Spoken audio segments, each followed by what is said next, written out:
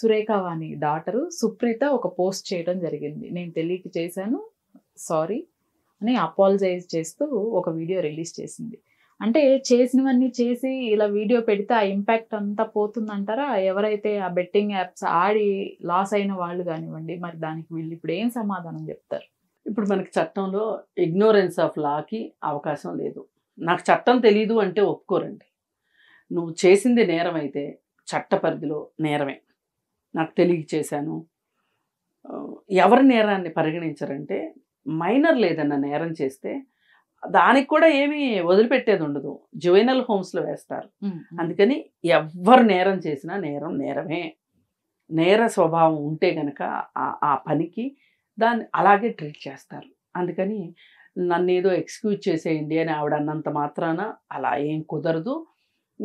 పైగా ఇది ఒక కొత్త నాటకం అనమాట.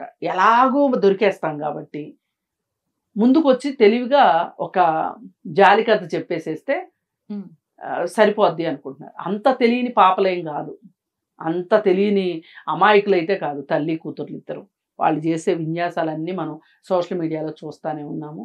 ఆ పబ్బులకి వెళ్ళడాలు, అక్కడికి వెళ్ళడాలు, ఇక్కడికి వెళ్ళడాలు. ఇప్పుడు ఏమంటారంటే పబ్బులకి పర్మిషన్ ఇచ్చింది గవర్నమెంటే కాబట్టి పబ్బుకి వెళ్ళటం తప్పేంటి అని. సరే కరెక్టే, కాదని ఎవరంటారు?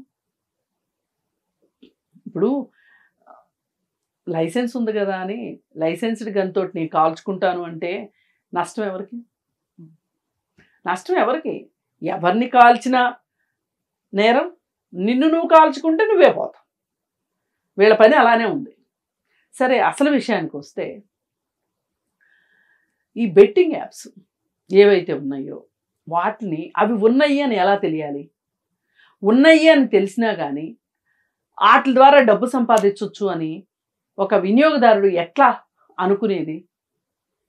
వాడికి ఒక నమ్మకం కలిగేది ఎట్లా? ఎప్పుడో రోజు 100 యాడ్లు వస్తుంటాయి. ఆ యాడ్లన్నిటి వెనకమాల అందరూ పరిగెట్టరు కదా, కొన్నిటి వెనకే పరిగెడతారు కదా. ఆ పరిగెట్టడానికి అవసరమైన మేత వేసేదే వీళ్ళు, ఈ ఇన్ఫ్లుయెన్సర్స్, సో కాల్డ్ ఇన్ఫ్లుయెన్సర్స్.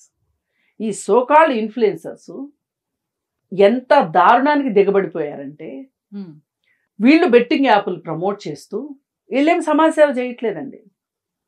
వీళ్ళేం సమాజసేవ చేయట్లా. వీళ్ళు డబ్బులు తీసుకునే చేస్తున్నారు. ఈ డబ్బులు తీసుకుని చేసే ప్రాసెస్లో వీళ్ళని ఎక్కువ సార్లు పాపప్ చేస్తారు వాళ్ళు సోషల్ మీడియాలో. ఆ సందర్భంగా వీళ్ళకి ఇంకాస్త పాపులారిటీ వస్తుంది. ఆ పాపులారిటీ తోటి వీళ్ళు వేరే యాడ్లు చేసి వేరే వ్యూవర్షిప్, కొత్త వ్యూవర్షిప్ తెచ్చుకుంటున్నారు. అంటే వీళ్ళకి 2 అందాల లాభం అనమాట. ఒకటి, సోషల్ మీడియాలో పాపులర్ అవుతారు, రెండోది డబ్బులు వస్తాయి. కానీ ఎవడేమైపోతే మాకేంటి? నేను తింటున్నానా, నేను అనుభవిస్తున్నా. తిండి కోసం కాదు వీళ్ళు చేసేది. వీళ్ళు జల్సాల కోసం చేస్తున్నారు, వీళ్ళు లగ్జరీల కోసం చేస్తున్నారు. ఆలోచించాలి. అరే, ఈ లగ్జరీ నాకు వస్తుంది అంటే ఎంతమంది కడుపు మంట, ఎంతమంది కడుపు కోత. నా లగ్జరీ, నాకు ఈ లగ్జరీ లేకపోతే ఏం పోయింది? నాకు ఈ కంఫర్ట్ లేకపోతే ఏం పోయింది? వేరే వాళ్ళ జీవితాలని బలి తీసుకొని నేను ఇంత లగ్జరీ తీసుకుంటున్నానా, నేను ఇంత కంఫర్ట్ అనుభవిస్తున్నానా అనే ఆలోచన ఉండాలి వాళ్ళకి. ఆ ఆలోచన ఉంటే ఎందుకంటే ఇట్లా ఎందుకు తయారవుతారు? చిన్న చిన్న వయసుల్లో బోలెడు డబ్బులు సంపాదించటం. హర్షసాయి ఆయన సినిమా యాక్టర్ అవతారం కూడా ఎత్తాడు అంటే ఇంకాస్త పాపులారిటీ తెచ్చుకోవడానికి. ఎక్కడ మొదలైన ఈ జీవితాలు ఎక్కడికి ఎండ్ అవబోతున్నాయి? ఈ దేశంలో చట్టాలు కనుక సరిగా పనిచేస్తే వీళ్ళందరికీ శిక్షలు కఠినంగా ఉండాలి. కఠినం అంటే నేను ఏదో ఎన్కౌంటర్లు చేసేయమను, ఉరి శిక్షలు వేసేయమను నేను చెప్పట్లేదు. వాళ్ళలో కనీసం పరివర్తన రావాలి. వాళ్ళకు ఒక శిక్ష పడాలి.